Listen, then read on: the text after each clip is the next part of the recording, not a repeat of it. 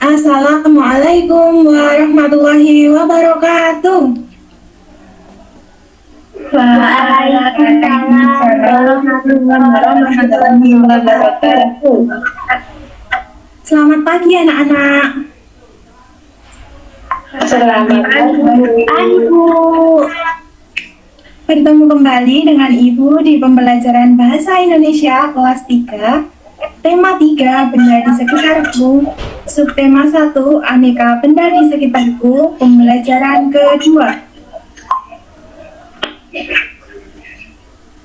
Bagaimana kabar kalian? Alhamdulillah sehat. Alhamdulillah sehat semua ya. Ya, Bu. Sudah siap belajar hari ini? Siap. Sudah sarapan ya? Sudah, Bu. Sebelum memulai pembelajaran, mari kita berdoa terlebih dahulu. Siapa yang berani memimpin teman-temannya untuk berdoa? Saya, Bu. Ya, silahkan. Baik, teman-teman, sebelum memulai pembelajaran pada pagi hari ini, kita berdoa bersama-sama. Bismillahirrahmanirrahim. Terima kasih kepada Mbak Inada yang sudah berani memimpin teman-temannya untuk berdoa. Semoga dengan doa, pembelajaran kita hari ini dapat berjalan lancar dan apa yang kita pelajari dapat mudah kita terima dan kita pahami. Adakah yang tidak hadir hari ini? Coba dilihat teman-temannya ada yang kurang atau tidak. Hadir semua, Bu. Keren sekali kelas ini, semuanya semangat untuk mengikuti pembelajaran meskipun daring. Kita harus tetap semangat ya. Semoga keadaan segera membaik dan kita bisa belajar tatap muka secara langsung di sekolah ya. Buku dan alat tulisnya sudah disiapkan? Sudah, Bu. Sudah, Bu. Sudah berpakaian rapi ya?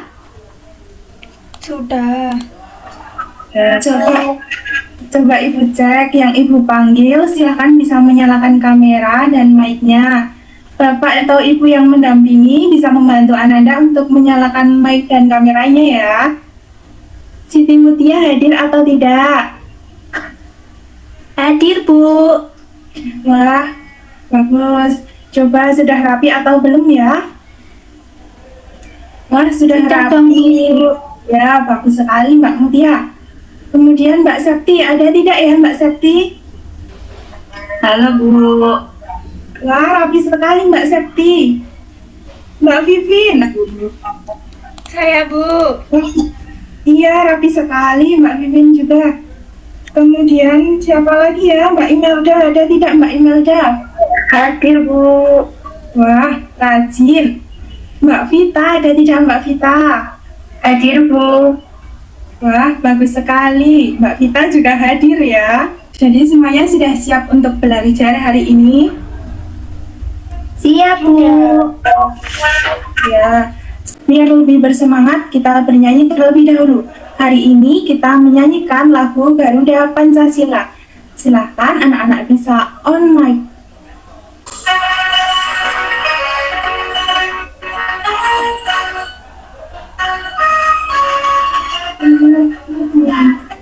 Pancasila.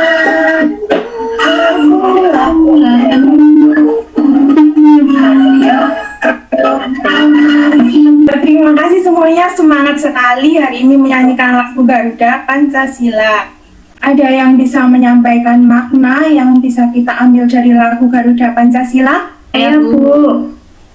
Ya, siapa silakan. Ayo Mbak Septi atau siapa tadi? Ya, saya Bu. Pancasila jika diterapkan secara nyata, maka keadilan, kemakmuran, dan kedamaian akan tercipta, Bu. Iya, tepat sekali ya Mbak Septi. Ada lagi yang bisa menyampaikan makna dari Garuda Pancasila? Saya, Bu. Iya, silakan. Maknanya kita harus selalu mendukung Pancasila sebagai dasar negara dan ideologi bangsa, Bu. Iya, tepat sekali jawaban dari Mbak Septi dan Mbak Alvina. Dari lagu tersebut, kita dapat mengambil makna bahwa kita harus senantiasa mendukung Pancasila sebagai dasar negara dan ideologi negara kita dengan cara melaksanakan butir-butir Pancasila sehari-hari agar tercipta kedamaian, keadilan, dan juga kemakmuran. Selanjutnya, kalian masih ingatkah dengan materi yang kita pelajari kemarin? Masih, Bu. Masih, Bu. Coba, benda, apa yang dimaksud dengan benda? Saya tahu, Bu. Ya, apa Mbak Imelda? Benda adalah segala sesuatu yang menempati ruangan dan mempunyai massa yang bisa diukur dengan timbangan, Bu. Wah, tepat sekali jawaban dari Mbak Imelda. Kemudian, apa itu benda hidup? Ada yang tahu? Saya, Bu. Iya, silakan. Hewan, manusia, dan tumbuhan, Bu. Iya, tepat sekali jawaban dari Mbak Vita. Kemudian, apa itu benda mati? Batu, Bu.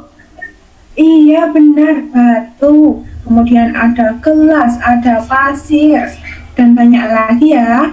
Kemudian, apakah cahaya dan panas termasuk? Masih ingat? Bukan, Bu. Bukan, Bu. Bukan, Bu. Kenapa bukan termasuk benda? Karena panas dan cahaya tidak menempati ruang dan tidak bisa ditimbang, Bu. Wah, hebat sekali anak-anak ibu ini. Kalian masih ingat dengan materi yang dipelajari minggu kemarin. Selanjutnya, hari ini kita akan mempelajari mengenai yang pertama, mengidentifikasi informasi tentang konsep perubahan wujud benda dalam kehidupan sehari-hari. Kemudian, menyimpulkan informasi tentang konsep perubahan wujud benda dalam kehidupan sehari-hari. Kemudian, menggali informasi tentang konsep perubahan wujud benda dalam kehidupan sehari-hari. Selanjutnya, mengidentifikasi informasi tentang konsep perubahan wujud benda dalam kehidupan sehari-hari. Dan yang terakhir, nanti mengemukakan hasil identifikasi tentang konsep perubahan benda dalam kehidupan sehari-hari. Ibu punya gambar pohon. Sudah terlihat gambarnya? Sudah, Bu. Sudah, Bu. Iya. Bagian pohon mana yang dapat dijadikan benda atau parabot? Bagian batang. Iya, tepat sekali. Benda apa saja ya yang kira-kira bisa dibuat dari batang pohon atau kayu? Meja, Bu. Kursi, Bu. Kursi, lemari, Bu. Iya, benar. Kursi. Pintu. Iya, pintu. Benar, masih banyak lagi ya yang bisa dibuat dari kayu. Coba perhatikan pertanyaan-pertanyaan berikut ini. Ibu punya beberapa permasalahan. Kalian bisa menjawabnya dengan pemahaman atau setahu kalian dulu. Yang pertama, apa saja contoh benda yang terbuat dari kayu? Yang kalian tahu apa saja? Meja, Bu. Pintu. Kursi, Bu. Iya, benar. Almari. Kursi. Almari. Ya. Kira-kira berapa sih lama atau waktu yang dibutuhkan dalam proses pengeringan kayu? 3 bulan, Bu. Ya, 3 bulan. Apa kelebihannya ya? Benda-benda yang terbuat dari kayu? Murah, Bu. Sama. Awet. Murah, awet, tahan lama. Kekurangannya ada tidak ya kira-kira? Tidak ada, Bu. Dimakan rayap. Ya. Bagaimana sih proses pembuatan benda menggunakan kayu? Dipotong-potong, Kalian- Bu. Iya, dipotong-potong. Kemudian nanti kalian menyebutkan, menggambarkan, dan menuliskan kegunaan dari benda yang terbuat dari kayu yang ada di sekitar kalian. Kalau sekarang disuruh menggambar, kira-kira kalian akan menggambar apa? Meja, Bu. Iya, meja kegunaannya untuk apa ya? Untuk Untuk meletakkan barang. Iya, meletakkan barang. Coba kalian amati benda-benda di sekitar kalian. Adakah yang terbuat dari kayu? Apa kegunaannya? Apa kelebihan dan kekurangannya? Coba nanti kalian gambarkan ya. Selanjutnya ibu punya teks bacaan tentang benda terbuat dari kayu. yang mungkin dapat membantu kalian dalam memecahkan masalah tadi. Coba kalian bisa mengidentifikasi informasi-informasi dari teks bacaan berikut ini. Ada yang mau membantu membacakan teks ini? Saya, Bu. Iya, silakan Mbak Imelda. Benda terbuat dari kayu. Sebutkan bahan untuk membuat pensil. Pensil terbuat dari kayu. Di sekitarmu banyak sekali benda yang terbuat dari kayu. Terima kasih Mbak Imelda. Masih ada lanjutannya. Siapa ya yang mau membantu lagi membaca teks bacaan ini? Saya, Bu. Iya, silakan Mbak Mutia. Pertama, batang pohon ditebang. Batang pohon yang telah ditebang tersebut disebut kayu gelondongan atau log. Kayu dijemur sekitar 2 hingga 4 minggu. Setelah dijemur, kayu siap diolah sesuai keperluan. Terima kasih Mbak Mutia sudah membantu membacakan. Lancar sekali ya membacanya. Masih ada paragraf terakhir. Siapa yang mau membacakan? Saya, Bu. Ya, Mbak Alvina, silahkan. Kayu dapat dipilih menjadi bahan dasar benda. Keunggulan kayu adalah mudah dibentuk. Beberapa benda yang terbuat dari kayu jati dapat bertahan sampai puluhan bahkan ratusan tahun. Kelemahan benda berbahan kayu adalah tidak tahan api. Ada beberapa jenis kayu yang mudah terserang rayap atau serangga lainnya. Terima kasih Mbak Alvina. Lancar sekali membacanya. Tidak kalah dengan Mbak Mutia. Kemudian kalian bisa mendapatkan informasi dari teks bacaan tadi ya. Setelah mengumpulkan informasi dari beberapa sumber, Ibu juga sudah mempersiapkan modul yang bisa kalian lihat ya. dan kaitkan apa yang telah kalian dapatkan dengan permasalahan tadi. Kemudian tuliskan. Tulis jawaban kalian di buku tugas ya. Kaitkan antara apa yang telah kalian dapatkan, informasi penting apa yang kalian dapatkan dari bacaan dengan permasalahan-permasalahan tadi. Jika sudah, teliti dan cermati kembali jawaban yang telah kalian tulis. Adakah bagian yang terlewat atau menurut kalian kurang tepat? Kalian dapat memilih terlebih dahulu. Selanjutnya, identifikasi. Apakah jawaban kalian setelah mengumpulkan informasi dari beragam sumber sama dengan hipotesis kalian tadi? Jika ada perbedaan, selanjutnya presentasikan, sampaikan bagaimana pendapat kalian. Jawaban kalian terhadap permasalahan tadi bagaimana? Coba yang pertama, permasalahan pertama, Anda yang mau menyampaikan? Saya, Bu. Ya, silakan. Contoh benda yang terbuat dari kayu ada meja, kursi, almari, pensil, pintu, jendela, patung, dan figura, Bu. Iya, tepat sekali jawaban dari Mbak Vivin ya.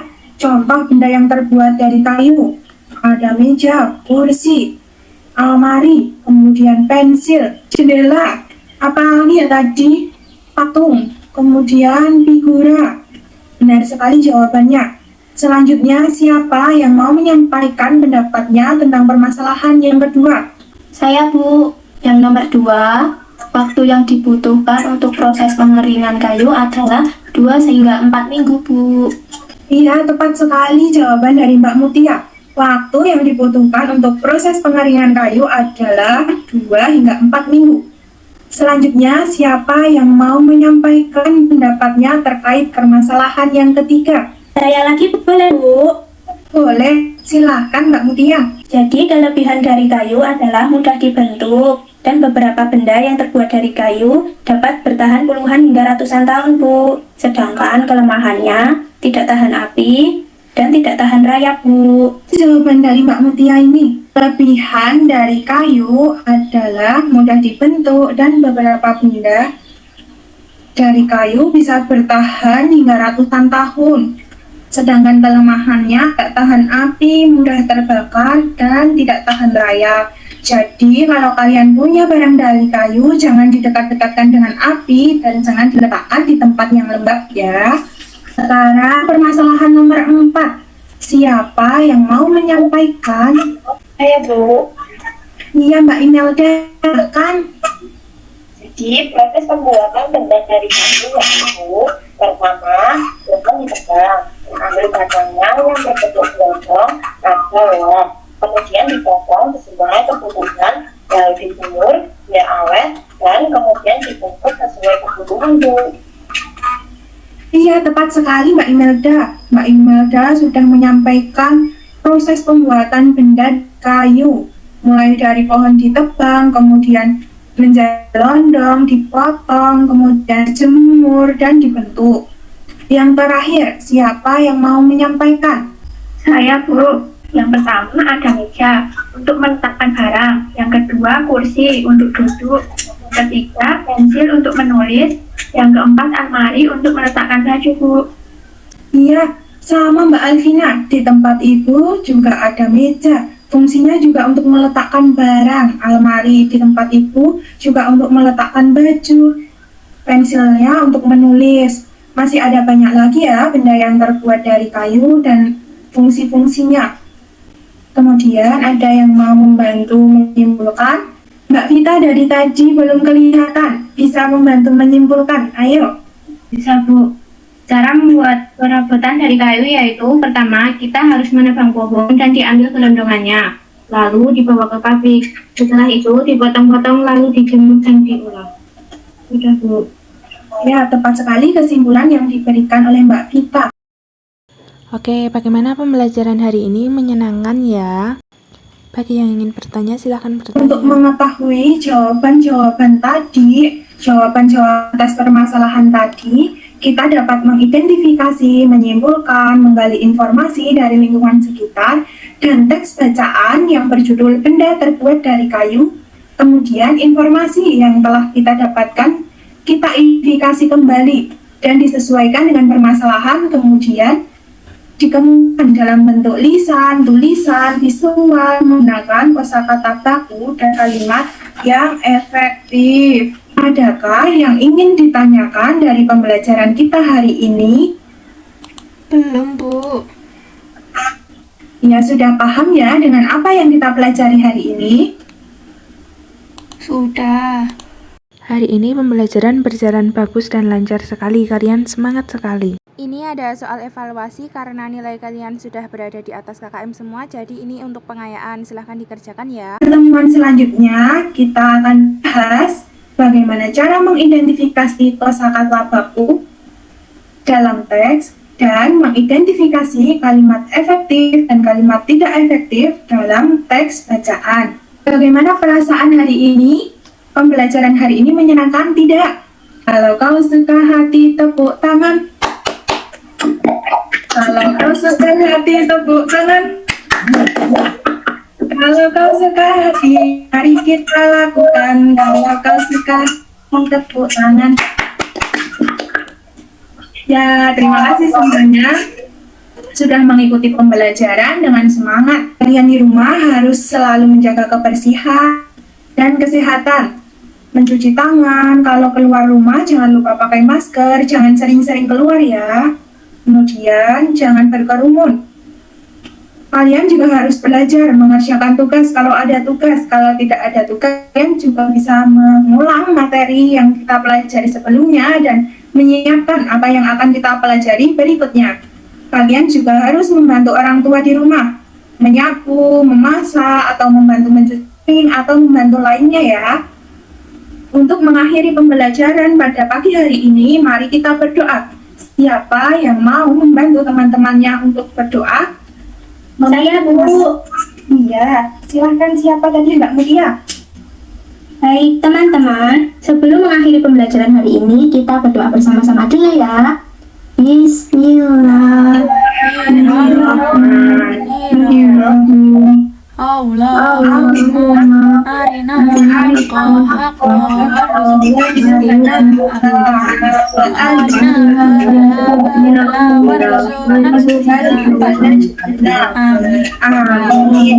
Semoga apa yang kita pelajari hari ini dapat bermanfaat untuk kita semua. Sampai jumpa di pertemuan berikutnya. Terima kasih sudah mengikuti pembelajaran hari ini. Wassalamualaikum warahmatullahi wabarakatuh. Waalaikumsalam warahmatullahi wabarakatuh. Terima kasih Bu Ina.